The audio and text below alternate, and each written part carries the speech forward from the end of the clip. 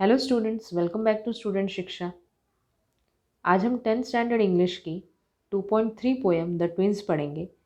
इस पोएम के पोएट हैं Henry Sambrook Leigh. The twins means जुड़वा। मतलब ये जो पोएम है ये दो बच्चों की है। एक का नाम हेनरी है जो इस पोएम के पोएट हैं और दूसरे का नाम है जॉन। ये बहुत मज़ेदार कविता है। आपको इस पोएम की किसी बात को भी सीरियसली नहीं लेना है। So let's start the poem. In form and feature, face and limb, I grew so like my brother that folks got taking me for him and each for one another. In form and feature, face and limb, I grew so like my brother.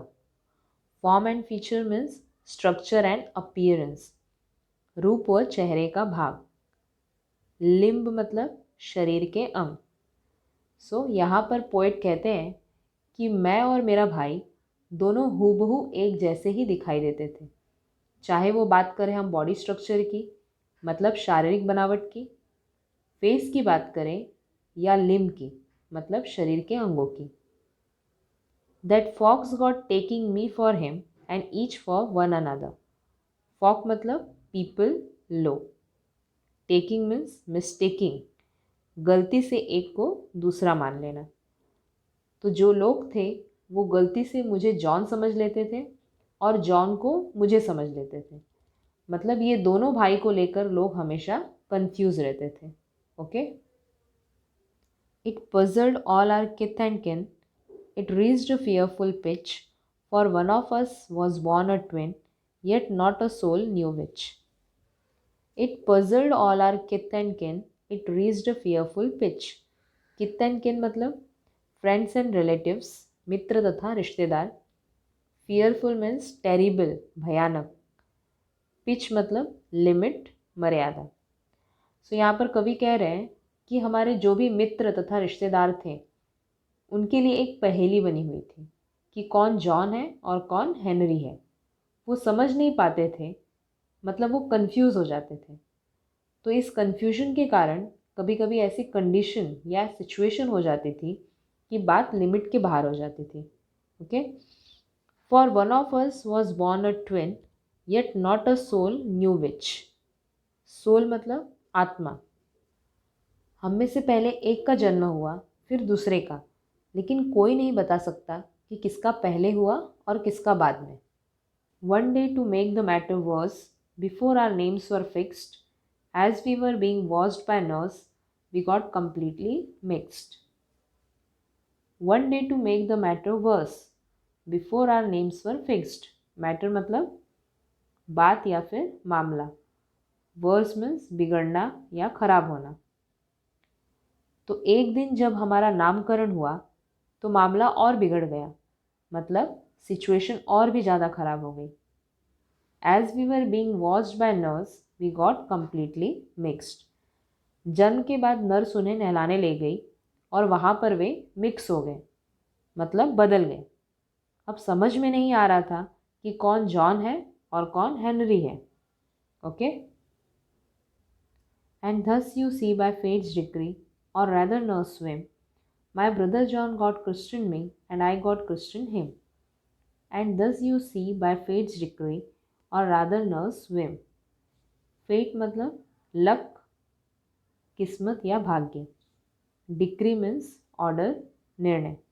Fates decree मतलब भाग्य का खेल या भाग्य का निर्णय कहा जा सकता है।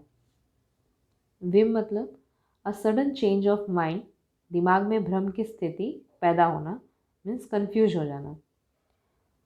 तो यहाँ पर कवि कहते हैं कि इसे किस्मत का खेल कहिए या नर्स के दिमाग में उत्पन्न कन्फ्यूजन।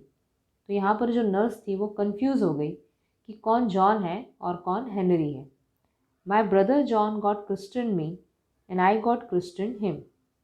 क्रिस्टन मतलब name given to a baby at the naming ceremony, means नामकरण करना। तो कवि कहते हैं कि मेरे भाई जॉन को मेरा नाम मिल गया और मुझे मेरे भाई का नाम मिल गया। Okay. This fatal likeness even dogged my footsteps when at school, and I was always getting flogged, for John turned out a fool. This fatal likeness even dog my footsteps when at school. Fatal means harmful, हानिकारक। Likeness मतलब समानता। Dog means continued to follow, पीछा न छोड़ने वाला। और foot steps मतलब कदम। तो यहाँ पर कवि कहते हैं कि जब मैंने स्कूल में कदम रखा तो हम दोनों एक जैसे ही दिखते थे और उसके कारण बहुत ज़्यादा कन्फ्यूजन क्रिएट हो जाती थी। तो इसलिए कवि कहते हैं कि मेरी बुरी किस्मत ने वहाँ पर भी मेरा पीछा नहीं छोड़ा। And I was always getting flog for John turned out a fool. Flog मतलब बीटन अप, पिटाई होना। Turned out a fool means बेवकूफ़ बनाना, शरारतें करना। सो यहाँ पर कवि कहते हैं कि जॉन बहुत शरारती था, सबको बेवकूफ़ बनाता था और उसकी वजह से मुझे मार पड़ती थी, क्योंकि जो टीचर्स थे वो भी नहीं समझ पाते थे कि कौन जॉन है और कौन हेनरी है। I put this question fruitlessly to every one I knew, what would you do if you were me to prove that you were you. I put this question fruitlessly to everyone I knew. Fruitlessly means without producing any useful result, निरर्थक रूप से। अब कवि की जब इतनी पिटाई होती थी तो कवि गुस्से में आ जाते थे और चिढ़ जाते थे कि भाई मेरी गलती नहीं होते हुए भी मुझे बार बार पीटा जाता है। वो फ्रस्ट्रेट हो जाते थे। तो इसलिए कवि कहते हैं कि मैं जिन जिन को जानता था उन सभी से ये प्रश्न पूछता था, What would you do if you were me to prove that you were you?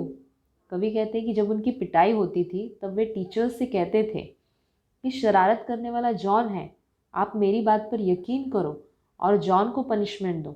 मैं तो हेनरी हूँ, लेकिन टीचर्स भी हम जुड़वा भाइयों में से कौन जॉन है और कौन हेनरी है पहचान नहीं पाते थे और मुझे हमेशा मार पड़ती थी।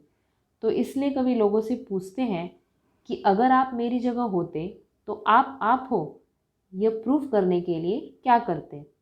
Okay. Our close resemblance turn the tide of my domestic life, for somehow my intended bride become my brother's wife. Our close resemblance turn the tide of my domestic life. Resemblance means likeness, समानता। Turn the tide means change the course, परिस्थिति बदलना। Domestic means घरेलू या पारिवारिक। सो अब school के दिन भी बीत गए, कवि और उनके भाई बड़े हो गए, शादी करने लायक हो गए। तो कवि कह रहे हैं कि ये जो हमारी समानता थी उसकी वजह से हमारी घरेलू ज़िंदगी बदल गई, मतलब सिचुएशन और भी ज़्यादा ख़राब हो गई। For somehow my intended bride become my brother's wife. Intended means plan for, पहले से चुनाव करना। ब्राइड मीन्स दुल्हन। सो जिस लड़की को कवि के लिए चुना गया था वह कवि के भाई की पत्नी बन गई। In fact, year after year the same absurd mistakes went on, and when I died, the neighbors came and buried brother John.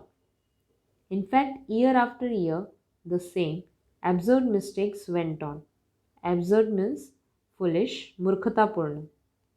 तो लगातार कई सालों से इस प्रकार की मूर्खतापूर्ण गलतियाँ होती ही रहीं, मतलब कन्फ्यूजन वाली गलतियाँ चलती रहीं।